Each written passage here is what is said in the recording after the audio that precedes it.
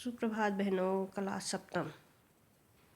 आपका आजकल हिंदी विषय में तीसरा पाठ चल रहा है, हिमालय की बेटियां। उसमें मैंने आपको कल प्रश्नोत्तर कराए थे। आज उसी पाठ के अनुमान और कल्पना में 2 प्रश्न हैं। उनको आप ध्यान से सुनेंगी और सुन करके अपनी उत्तर पुस्तिका में लिखेंगी।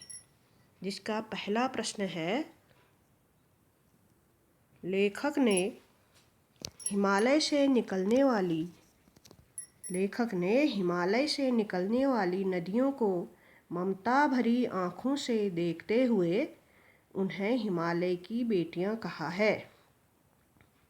आप उन्हें क्या कहना चाहेंगे? नदियों की सुरक्षा के लिए कौन कौन से कार्य कर रहे हैं? जानकारी प्राप्त करें और अपना सुझाव दें। तो इसका उत्तर है, आप ध्यान से सुनेंगी। लेखक को नदियों को हिमालय की बेटियां कहना बिल्कुल सही है। लेखक को नदियों को हिमालय की बेटियां कहना बिल्कुल सही है। हम भी उन्हें हिमालय की बेटियां ही कहेंगे। क्योंकि हिमालय की गोदी में नदियां बच्चों की भांति खेलती हुई निकलती हैं। हिमालय की गोदी में नदियां बच्चियों की भांति खेलती हुई निकलती हैं। पूर्ण विराम। वर्तमान में नदियों की सुरक्षा हेतु निम्न कार्य किए जा रहे हैं। वर्तमान में नदियों की सुरक्षा हेतु निम्न कार्य किए जा रहे हैं, जो निम्न प्रकार है। नंबर 1, नदियों के जल को प्रदूषण से बचाना। नंबर 2, बहाव को सही दिशा देना। नंबर 3, अधिक नहरें न निकालना। नंबर 4, जल का कटाव रोकना। अब है दूसरा प्रश्न। इसमें दूसरा प्रश्न है,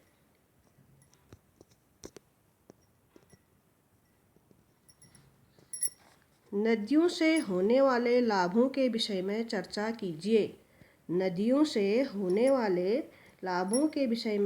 कीजिए और इस विषय पर 20 पंक्तियों का एक निबंध लिखिए। इसका उत्तर लिखेंगे। सभी विद्यार्थी मिलकर चर्चा कीजिए। इसका उत्तर है, आप प्रश्न लिखेंगी, नदियों से होने वाले लाभों के विषय में चर्चा कीजिए और इस विषय पर 20 पंक्तियों का एक निबंध लिखिए। तो आप निबंध लिखेंगी। वैसे तो अपने मन से भी लिख सकती हैं, मैं थोड़ा आपको बता रही हूँ, आप ध्यान से सुनेंगी। उत्तर में लिखेंगी, नदियाँ हमारे जीवन का आधार है। बर्फीले पहाड़ों से अस्तित्व पाकर धरती के धरातल पर बहती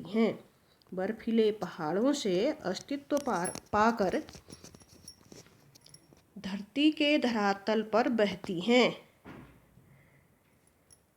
और अपना सुधा रस रूपी जल असंख्य प्राणियों को प्रदान करती हैं। पूर्ण विराम। प्राणी मात्र की प्यास बुझाने के अतिरिक्त नदियाँ धरती को उपजाऊ बनाती हैं, आवागमन का साधन है। इन पर बांध बनाकर बिजली उत्पन्न की जाती है। हमारे अधिकतर तीर्थ स्थल भी नदियों के किनारे बसे हैं। इसी कारण नदियाँ पूजनीय हैं। नदियों से हमें धरती हेतु उपजाऊ पदार्थ प्राप्त होते हैं। ये वनों को सींचती हैं, वर्षा लाने में सहायक होती हैं। अनगिनत जीव इनमें जीवन पाते हैं। नदियों के किनारे गांवों का बसेरा पाया जाता है। गांव के लोग अपनी छोटी बड़ी सभी आवश्यकताएं जैसे सिंचाई करने, पानी पीने, कपड़े धोने, नहाने, जानवरों हेतु नदियों का जल ही प्रयोग करते हैं। इसको लिख सकती हैं या अपने मन से भी आप लिख सकती हैं। आज इतना ही है। इससे आगे आपको अगले दिन कराया जाएगा। आप इस कार्य को सुंदर लेख में करेंगी।